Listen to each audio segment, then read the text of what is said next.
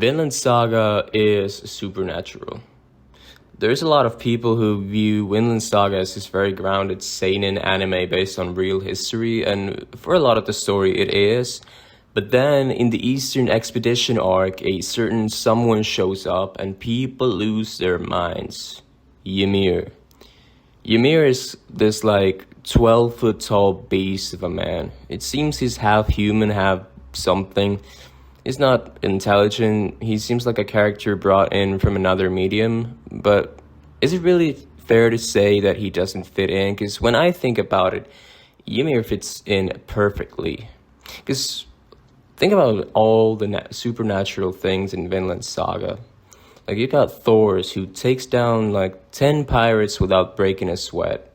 The fight is like a game to him. He just pew, pew, pew. All he needs is a single punch, sometimes barely even that, to just beat them all up. And the pirates just fall unconscious. They fly in the air. They fly out of the boat. Thor's is not even looking. He's a typical anime superhero. Then you got Thor Cal. He's 7.5 foot. He swings a tree around as his weapon.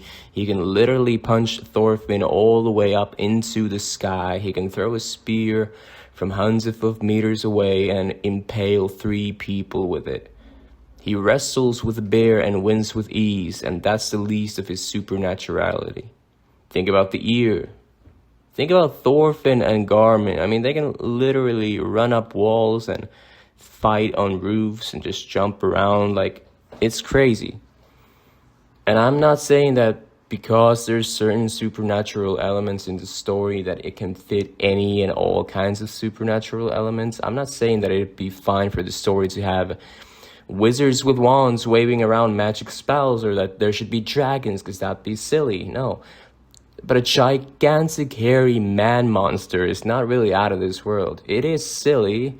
It's just as silly as, Bjorn with the mushrooms and the berserker rage. And, it's silly.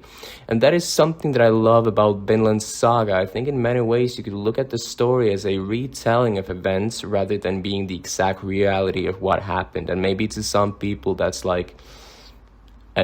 obvious, that's a given. But I don't know. And stories grow with time to be more extravagant. People add details and forget reality. It's a long saga, an epic tale told through time. And I think Ymir fits perfectly in with that. And there's just so much Ymir slander that I don't appreciate. But a lot of that slander is indeed based on this idea that somehow he is too fantasy for this story.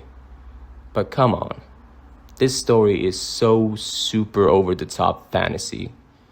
Even though there's a lot of realism, it doesn't take away from the fact that this is so supernatural in every way. And that's part of Vinland Saga's beauty, okay? Why's there gotta be Ymir slander in every manga that I truly love? I mean, okay, to be fair, it is 2, only 2, but it is kind of strange that it's happened twice now.